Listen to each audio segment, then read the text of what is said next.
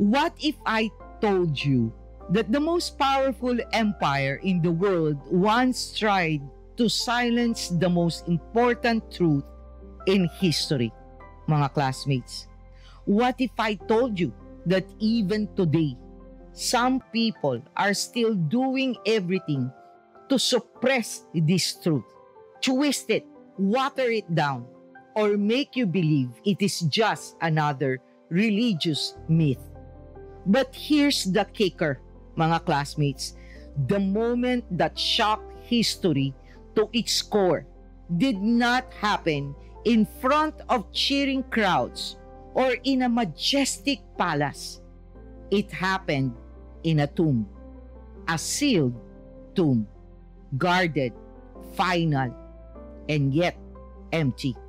We live in a world that demands evidence but doubts even the clearest signs. We scroll endlessly, searching for meaning, validation, and identity. Yet the most validated moment in human history, the resurrection, gets the least attention. Why, mga classmates? Because if Jesus truly rose from the dead, everything changes. And maybe that's what scares the world most. Mga classmates, are you interested to see the entire story of Matthew 28 and see what the fast is all about? But before we get started, mga classmates, don't forget to click that like button, subscribe to Pulot Aral, smash that notification bell so you can be updated every time I upload for our Bible reading and reflections. Mga classmates, contents like this, I cannot emphasize enough, are not promoted by YT algorithm. We are now in the times that topics about God is not that popular anymore. And in fact, certain countries and locations are restricted. So, mga classmates, I will be eternally grateful if you share the Pulot Aral videos as well if you find that this help you to read the Bible and develop a more intimate relationship with our Lord. In addition, if you have not seen Matthew 11, please do watch it, mga classmates, because it reassures us of Jesus' presence and authority in times of our fear and uncertainty. This chapter encourages trust and courage, reminding us that Jesus is with us in difficult situations. Mga classmates, the reason I'm requesting these things to you over and over again is not for the Pulot Aral to boom, to have more views, subscribers, for monetization. It is truly to glorify the Lord and so that we can increase Bible reading community. This is the intent of Pulot Aral. But this will not happen without your help. Moreover, mga classmates, feel free to comment below and share your thoughts on any or all of the questions that will be posted before the end of this video for Matthew 28 in relation to our current life. Mga classmates, this is Doc Jean. Welcome to Pulot Aral. Let's dive in.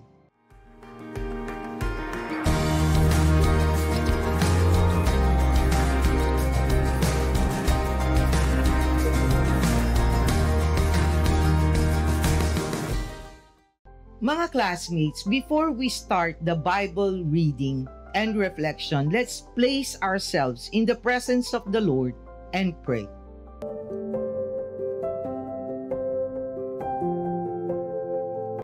Dear Heavenly Father, we come to you to praise and glorify your name. May you grant us the grace to understand the truth of your words. Grant me the humility to speak your words and provide meaningful messages that my classmates who are watching this video may be able to hear and reflect on your personalized messages to them through Matthew 28.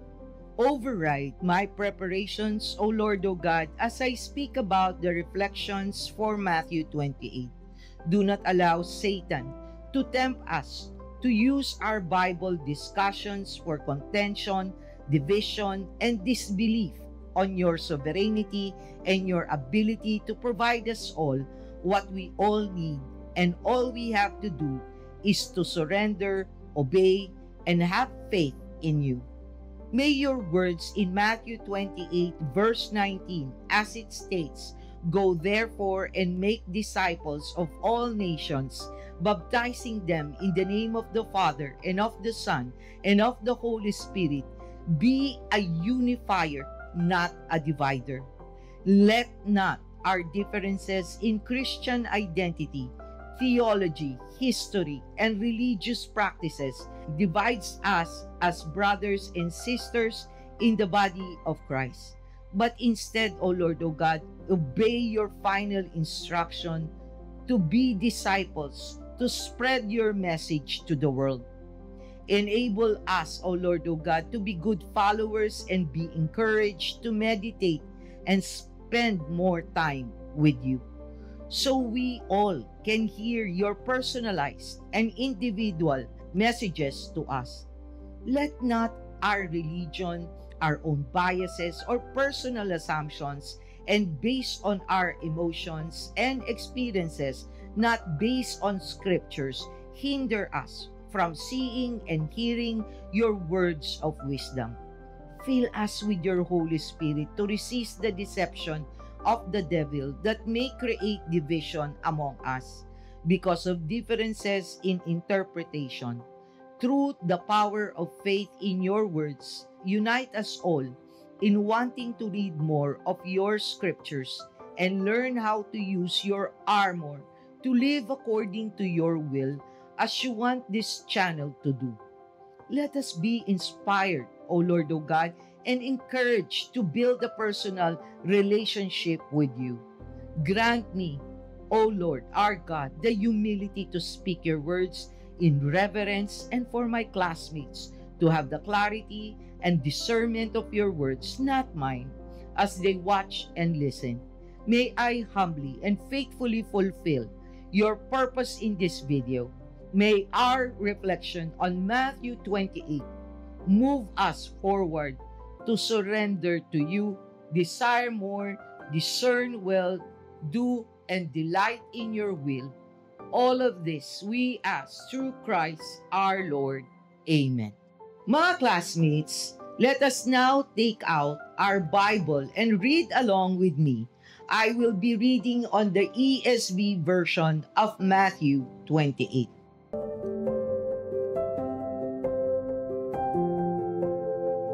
The resurrection. Now after the Sabbath, toward the dawn of the first day of the week, Mary Magdalene and the other Mary went to see the tomb, and behold, there was a great earthquake. For an angel of the Lord descended from heaven and came and rolled back the stone and sat on it. His appearance was like lightning, and his clothing white as snow.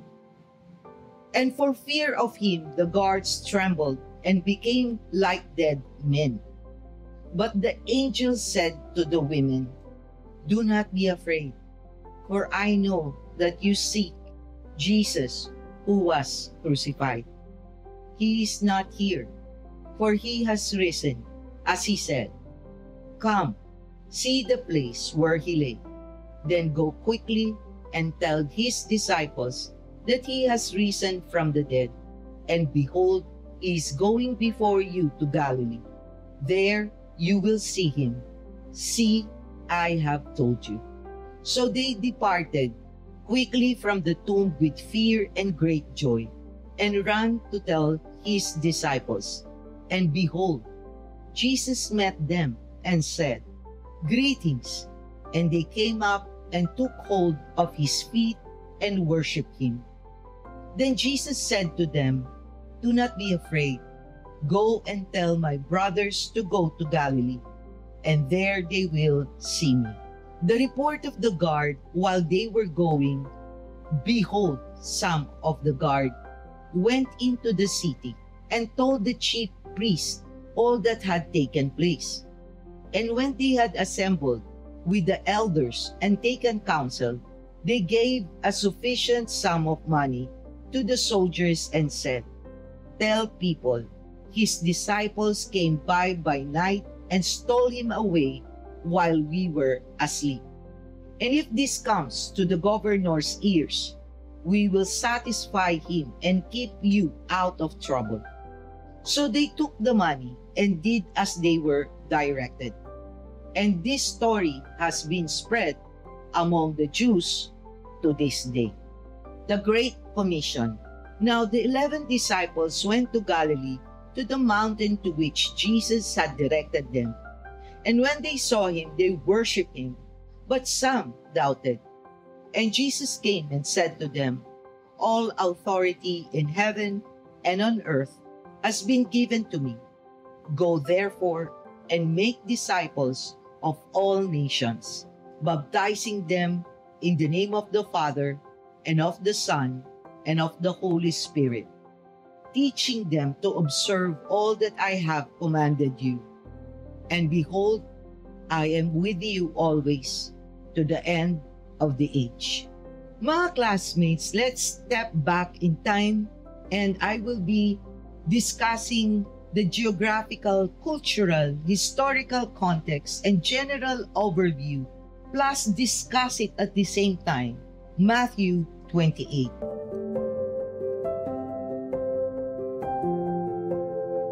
Number 1, the resurrection, Matthew 28, verses 1 to 10. This passage from Matthew 28, verses 1 to 10, reminds us that even in our darkest moments, hope is never truly gone. The women came to the tomb expecting to mourn a loss, but instead, they encountered victory. Their sorrow turned to joy, their fear into faith, and their silence into a mission to spread the truth. Reflecting on Matthew 28, verse 6, mga classmates, the angel's words, "He is not here, for he has risen, as he said. Come, see the place where he lay." Matthew 28, verse 6, our powerful reminder that God keeps His promises. Mga classmates, when we face situations that seem hopeless, when we feel like there is no way forward, we must remember, just because we cannot see the outcome, yet does not mean that God is not working. We've all heard of people's stories, such as Sofronio Vasquez, the Filipino singer who just recently won The Voice USA for 2024, who experienced unexpected breakthroughs after years of struggle. Think about someone who lost everything, a job, a relationship, a dream, only to find a new opportunity when they least expected it. Or someone who battled illness, thinking their life will never be the same, only to wake up one day and realize they had been healed. These are modern-day echoes of the resurrection. A reminder that what seems like the end is often just the beginning. There's a saying, mga classmates, when it feels like the tomb is sealed, remember, God can roll away the stone. So, mga classmates, no matter how dark your situation may seem, don't do so. The women at the tomb thought they were walking into death, but instead, they walked into new life. Trust that God is always at work, mga classmates, even when you don't see it yet. Keep walking, keep believing, because resurrection is coming. Number 2, the report of the guard. Matthew 28 verses 11 to 15. This passage from Matthew 28 verses 11 to 15, mga classmates, shows how people will go to great lengths to deny the truth. The religious leaders had just received proof of Jesus' resurrection. Yet, instead of accepting it, they chose deception. Why? Because the truth would cost them too much. They would rather live in denial and corruption than admit they were wrong. Reflecting on Matthew 28, verse 15, the verse says, "So they took the money and did as they were directed. And this story has been spread among the Jews to this day." Matthew 28, verse 15. This reminds us that lies can be more powerful than the truth. If enough people believe them, false narrative can spread like wildfire, shaping opinions, influencing history, and keeping people from seeing what is real. I think you will agree with me, mga classmates, that this kind of challenge happens all the time, especially in this generation. Think about the kind of news being spread by legacy media, the social media, for likes and views, and the everyday gossip, mga classmates. Imagine an employee who works hard and does everything right, but a jealous co-worker spread false rumors about them. Instead of verifying the truth, people believe the lie, and the innocent person suffers. Or think about how news stories can be manipulated, with people only hearing one side of the story, never knowing the full truth. I remember, mga classmates, that in one of my work before, everybody knows already that I'm being replaced in my major role. And I am the last one to know. And all because, what? My image boss at the time just loved to gaslight me, as he cannot handle that a 5'2" Asian woman can stood for what one believes, irregardless of the consequences. Mga classmates, if there's one thing I learned in this life, there's no such thing as my truth, your truth. There's just one truth. There may be versions or sides of the truth, but the truth will only be one and always be the truth, even if no one believes it. A lie will always be a lie, even if everyone believes it. Mga classmates, when faced with truth or convenience, choose the truth, even if it costs you something. Lies may spread and people may believe them, but in the end, truth stands. Believe me, mga classmates, don't be swayed by what is easy or popular. Seek the truth. Speak the truth. Stand by it, no matter the cost. This is one of the reasons why we all should read the Bible, because it does provide us the right and moral perspective of the truth.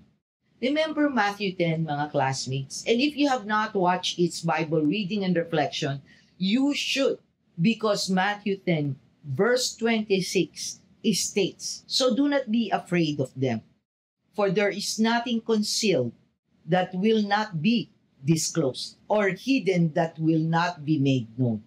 Matthew 10, verse 26. Mga classmates, you may not see justice in this world. Everything may be, as they say, all for nothing. But believe me, mga classmates, if you believe in that Bible verse as a promise of the Lord, it will happen. And you will be vindicated at the time more important and crucial than on this world. You can take that in the bank. Number 3, the Great Commission. Matthew 28, verses 16 to 20. The disciples gathered on the mountaintop in Galilee, mga classmates, just as Jesus had told them. They had been through the most intense and heartbreaking days of their lives. They had seen their master arrested, humiliated, crucified, and buried. Some had fled in fear. Others had watched from a distance. And one had outright denied knowing him. But now, he was alive. As they stood there, staring at Jesus, their emotions were mixed. Some worshiped him, but others doubted. It wasn't that they did not want to believe. It was just too overwhelming. How do you stand in front of a man you saw die? And yet, here he was, more alive than ever. This passage from Matthew 28, verses 16 to 20, reminds us that faith is not meant to be kept to ourselves. It is meant to be shared, lived out, and passed on. The disciples weren't perfect, mga classmates. They had struggled, doubted, and even failed. But Jesus still chose them. In the same way, He chooses us, no matter our past, no matter our doubts. Mga classmates, Jesus knows their thoughts, spoke with authority as He knows ours. What He declares on this passage is unequivocal. He wasn't just their teacher anymore or ours now. He is the risen King, mga classmates, the one with all the power over life, death, and everything in between.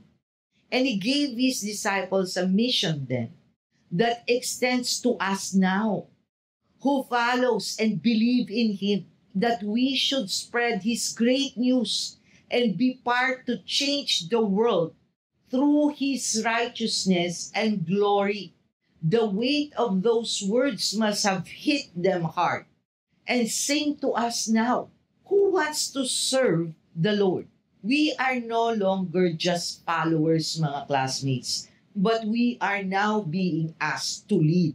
The mission was not just about them, then us now anymore. It is about the world.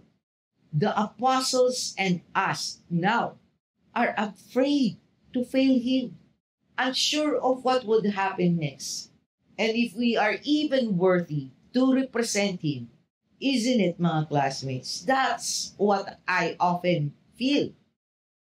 Jesus was telling them and us now, as it states in Matthew 28, verse 18, and Jesus came and said to them, all authority in heaven and on earth has been given to me. Jesus was making it clear that nothing is beyond His power. In a world where people are constantly searching for security, Jesus reminds us that He is the ultimate authority. Governments rise and fall, leaders change, trends come and go, but Jesus' power remains unshaken. Mga classmates, I cannot help but relate so much on this. Why? Because when I was impressed to do this Bible reading and reflection, I felt totally inadequate, mga classmates. I'm scared that I will fail Him, to misrepresent Him, and feeling totally unqualified to do this. Yet after 9 months of discernment, consultation to spiritual counselors, retreat, fasting, and most of all, prayers, the last counselor I talked to made it very clear to me that what we do for Him is not about us. It is about Him. And if we are afraid to fail or disappoint Him, then hold on to our seats, people. Because the reality, mga classmates, we will fail and we will disappoint Him. Because alone, as flawed human beings, we will do just that. However, mga classmates, with Him, with His love, grace, and blessings, He will walk with you and make His purpose happen. It is for His purpose, not yours. So just surrender and do in delight what He impresses on you and just leave the rest up to Him. Mga classmates, we don't have to be perfect to be chosen. You just have to be willing to go. If you ever feel unqualified, mga classmates, remember this. The disciples were ordinary people, but they were given an extraordinary mission. Step forward even if you're afraid. Jesus has all authority and He is with you. Remember, mga classmates, Jesus doesn't choose the qualified. He qualifies you. Now, mga classmates, we will now deal with our featured Bible verse for Matthew 28.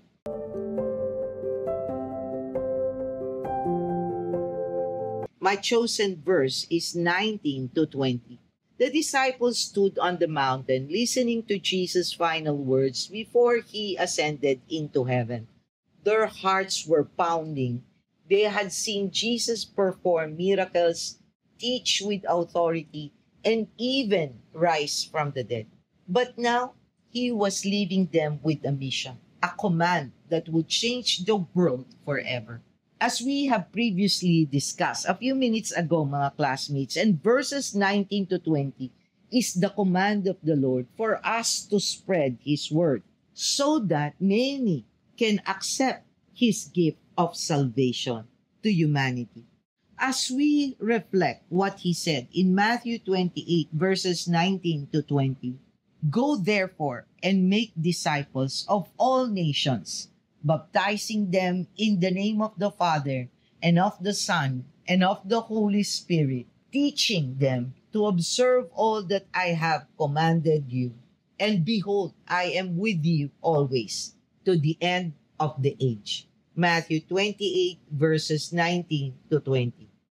Jesus calls us, mga classmates, to share our faith, to make a difference, and to show people His love. Not just in big ways, but in our everyday interactions. It is about how we treat others, how we live out our faith, and how we reflect God's love in a world that desperately needs it. Mga classmates, we need to step out of our comfort zone to help others grow in their faith. You don't need to be a pastor, a theologian, or mentor to inspire and guide people toward truth and hope. All you have to do is be an example of how a true, faithful Christian lives. Mga classmates, as I have shared, doing Pulot Aral as a Bible reading and reflection platform is not an easy task. But through God, it is happening. It is not me, believe me, mga classmates, but God's strength that pushes me to do this, to inspire me to write the script, edit, research, bring me to where I should go in order His words to come alive as I film it or as I create the script, post, and make it happen. Yes, I have the know-how, mga classmates, but believe me, when I say that this will not happen if it were left solely to me. This inner desire, the willingness to do it, and the joy I feel when I watch the finished product, as if I were in a trance, wondering, how was I able to do it? I'm not from my own human capability, but His blessings enabling me to do it. And the perspective of accepting whatever its result is, in accordance with His will, is all Him. Because if it were just about me, then the intentions would be different. So mga classmates, if you feel you cannot do what I did or share your faith personally with people, then sharing the videos of Pulot Aral with those you know and encouraging them to read the Bible through it is such simple step that even a child can do. Yet your actions will mean a lot in glorifying the Lord and giving more people the opportunity to accept His gift of eternal life. We can think of many reasons not to disciple. But if the condition of your heart is on the Lord, you will feel His presence and power urging you to make disciples. Believe me mga classmates, pag gusto, maraming paraan, pag ayaw, maraming dahilan. As we end mga classmates, I hope you will participate and comment below to answer any or all of our questions for a meaningful discussion on Matthew 28. These questions will also be written in the description below. I will do my best to respond as I am truly a one-woman show, mga classmates. Here are the 5 questions in relation to Matthew 28 for Bible discussion and reflection in the comments section below.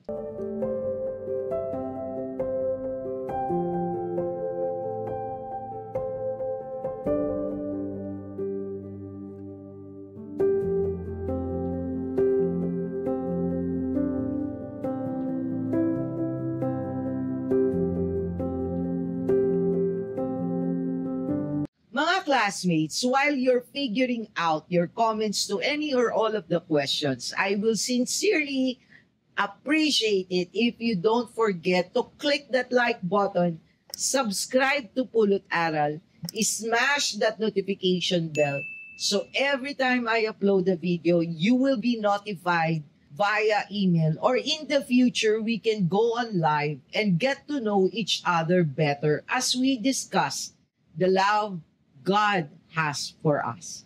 Share this video as well, as I truly pray that this channel will encourage many to finally pick and read their Bible. Let's grow our community of Bible reading people, mga classmates. Thank you for joining me, mga classmates, in today's Bible reading and reflection from the Gospel of Matthew 28. Till next time, may God bless you all. Always stay safe and be healthy. This is Doc Jean. Bye!